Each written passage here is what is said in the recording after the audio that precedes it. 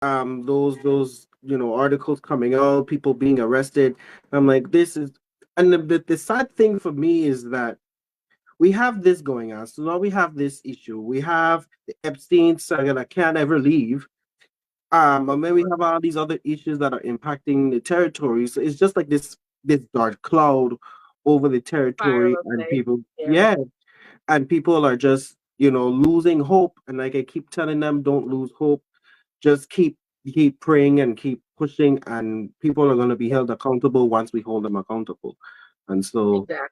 yeah, it's been a rough couple of months, but so as I earlier in the show, I was sharing with the public about the executive branch had a lack of respect for the legislature couple Totally. months. And you were one of the individuals that were not afraid to call out the governor for the lack of respect. There was a specific situation that occurred. I believe it was in regards to WAP, where I believe the former director of Office of Management and Budget took money and paid off something and then go before the legislature to get Yes. approval to do so. And you were one of the main lawmakers that spoke out about it. Just for us, the public who are not really aware of what actually happened, can you explain it from your perspective? That's easy. Um, and what I often take opportunities like this to teach civics a little bit, just Mm-hmm. in basic format. There's a reason why the founding fathers of America separated us into three different branches Mm-hmm. because they have to have checks and balance.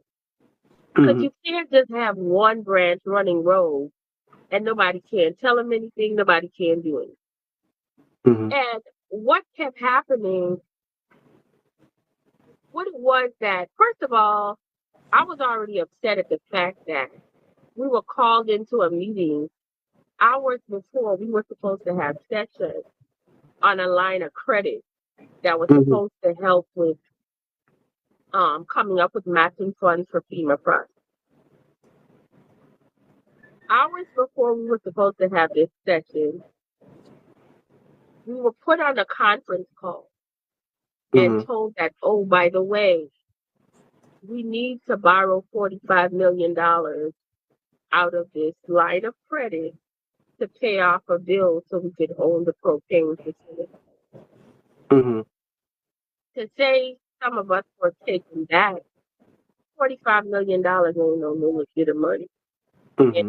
if you thought I was going to be irresponsible and vote for it the next day, and you as the governor just telling me about it today, tonight at 6 something in the evening, and session is at 10 o'clock, you really don't know.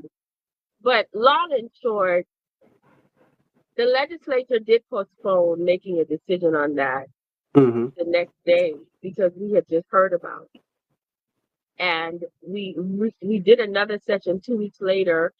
The line of credit was passed, but Mm-hmm. we also put a stipulation in there that they could borrow $45 million out of the line of credit to pay the partial payment to own the Mm-hmm. propane facility.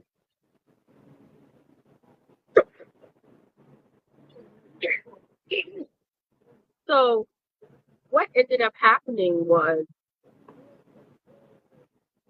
how the bill was written. They have Mm-hmm. to close on the line of credit and borrow the $45 million. Mm-hmm. What the executive branch did is they were like, okay, it's going to take us too long to get this line of credit. We're just going to go and take it out the general fund. And you Mm-hmm. know how checks and balances are and responsibilities of each branch. The executive branch has zero power to do that. They Mm-hmm. don't have the power to go in and pull a dime out the general fund unless the legislature has Mm-hmm. authorized. What we authorized was for you to take 45 million from the line of credit. Mm-hmm. We didn't authorize you to take $45 million out of the general fund without our knowledge and consent. Mm-hmm. So when we were doing a checkup on how the progress was going, they told us on the Senate floor, oh, well, Well, we're working on the line of credit, but we just took the money out the general fund. Mm. So in my head, it was like an exorcist moment for me. Like, Mm-hmm. I don't know if my head spun around on the Senate floor, but I'm watching them like, what did she just say? Like, Mm-hmm. you do know that's illegal. Like, Mm-hmm. you can't do that. If you knew you had time constraints, what you should have done Mm-hmm. was contact the legislature and say, listen, I know you guys gave us permission to take it out the line of credit, but we got to pay this by a deadline. Could you amend the law Mm-hmm. to give us permission to take the money out and we'll put it back from the line? That's all they had to do. But Mm-hmm. when you have people that feel they could do whatever they want, when they want, and how they want, Mm-hmm. this is the end result. And that is what I was pushing back against. Because I knew that if we did not attempt to stop the governor and the executive branch, they would continue to do stuff like this. And Mm-hmm. when I tried to rally my colleagues and say, you guys have to shut this down, this is wrong. When you're Mm-hmm. getting responses back from the finance chair and the president, well, Alma, what do you want us to do? I mean, it's already done. Like, this is the kind of mentality you're getting from these people. Mm-hmm. Why don't you tell us what to do? Go to court. Mm-hmm. Because we have to set a precedent so that he don't do stuff like this again. Mm-hmm. Yeah. Fell on deaf ears. So that's where I stepped in. That's why you keep seeing the newspaper articles. I was pushing out press releases. I Mm-hmm. sent a letter to the Attorney General saying, listen, this is illegal based on the code. There's 10 years in jail for this type of behavior. X Mm-hmm. amount of dollars in thousands of dollars in fines. I was sent back a letter said that they just came into the position. They're a little bit busy and they will get back to me within 3 months. Never heard back from them. Mm-hmm.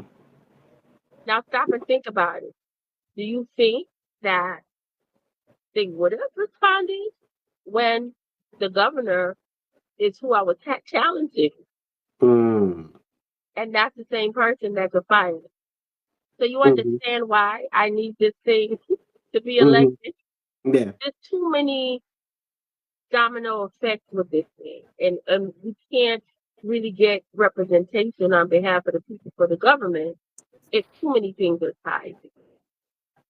So, and when I heard one person said, well, Alma, we needed to pay for the propane. I said, I don't disagree with it. I would prefer us own it. Mm-hmm. But at the end of the day, something done wrong don't make it right. And Mm-hmm. somebody already has the mentality to be doing things like this, they're not going to stop. And then this is exactly what happened when it came to the legislature paying the retro pay. We put the Mm-hmm. retro in the budget.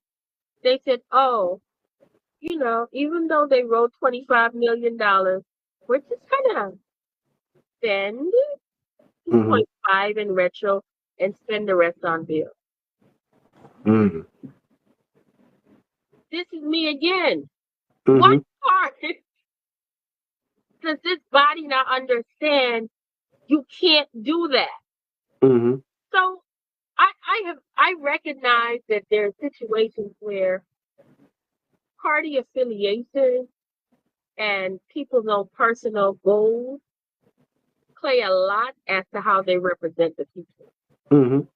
which is unfortunate, but I can't pretend it doesn't happen because I witness it in the institution on a day-to-day basis. And I just wish that our people were able to elect more senators that their focus was just the people Mm-hmm. and not everything else. You understand what I'm saying? Yes.